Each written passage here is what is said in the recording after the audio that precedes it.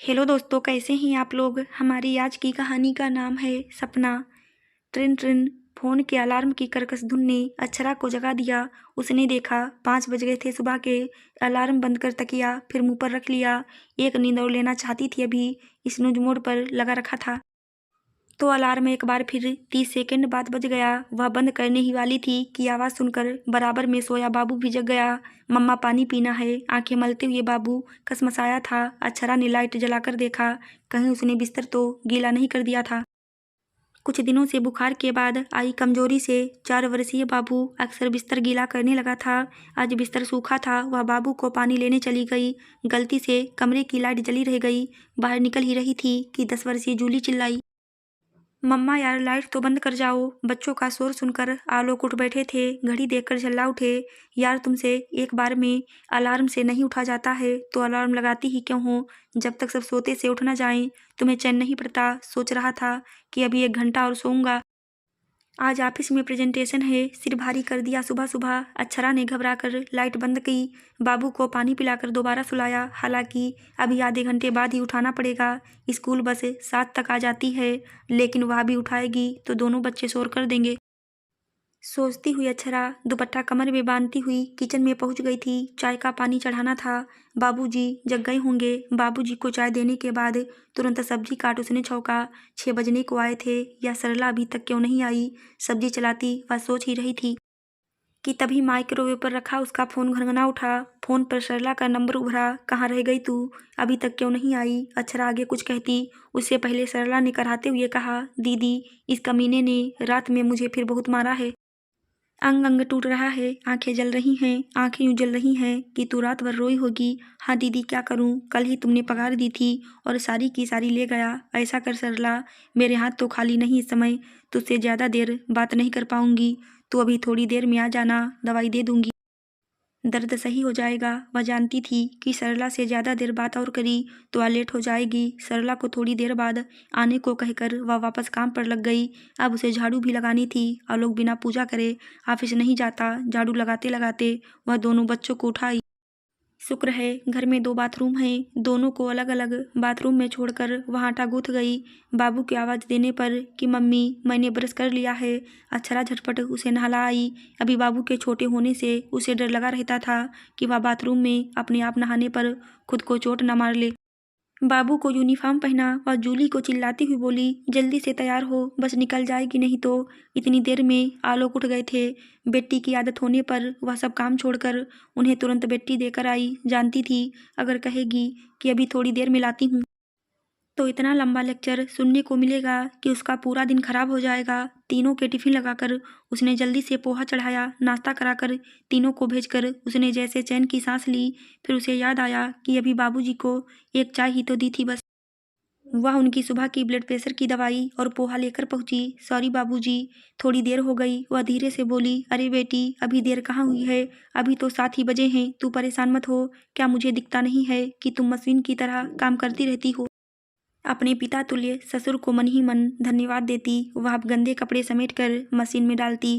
कमरे सही कर रही थी। सिंक में पड़े गंदे बर्तनों का ढेर देख उन्हें मांजने ही वाली थी कि तभी सरला आती दिखाई दी। सरला अपना रोना लेकर बैठती। उससे पहले ही उसने अपने और सरला के लिए चाय बनाकर उसे एक पेन किलर देते हुए कहा, देख सरला, हिम्मत से काम ले। जब वह तुझे मारता है तो तुझे विरोध करना चाहिए। यूँ रोज रोज रोने से कुछ नहीं होगा।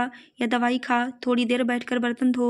सरला को काम पर छोड़कर अब वह कपड़े धोने में लग गई थी। यह क्या, आलोक की फेवरेट शर्ट पर लगा यह दाग तो जा ही नहीं रहा था। वह परेशान हो उठी। आलोक की डांट सहन करने की क्षमता में धीरे धीरे खोती जा रही थी। तभी उसे अपनी बात याद आई जो उसने अभी सरला से कही थी। वह मन ही मन सोचने लगी, उसकी खुद के अंदर हिम्मत कब जागृत होगी। नहाकर जब उसने अपने आप को शीशे में निहारा तो जैसे वह खुद को पहचान ही नहीं पा रही थी। कहाँ गई वह अति सुंदर जिंदा दिल अक्षरा, जिसकी एक झलक पानी को कॉलेज का हर लड़का मरा जाता था, जिससे भी बात कर लेती थी। वह समझता था कि मानो उसकी लॉटरी खुल गई होती थी। हमेशा एक एक ड्रेस सेलेक्ट करके पहनने वाली वह स्वयं को एक बदरंग सलवार सूट में शीशे में देख हताश हो उठी थी। हमेशा सुंदर नेल आर्ट से सजे रहने वाले उसके नाखून आज सूख कर पपड़ाए हुए थे। दोपहर का खाना बनाना याद आती ही वह सब बातों को एक झटके से अपने दिमाग से निकालकर वापस काम पर लग गई।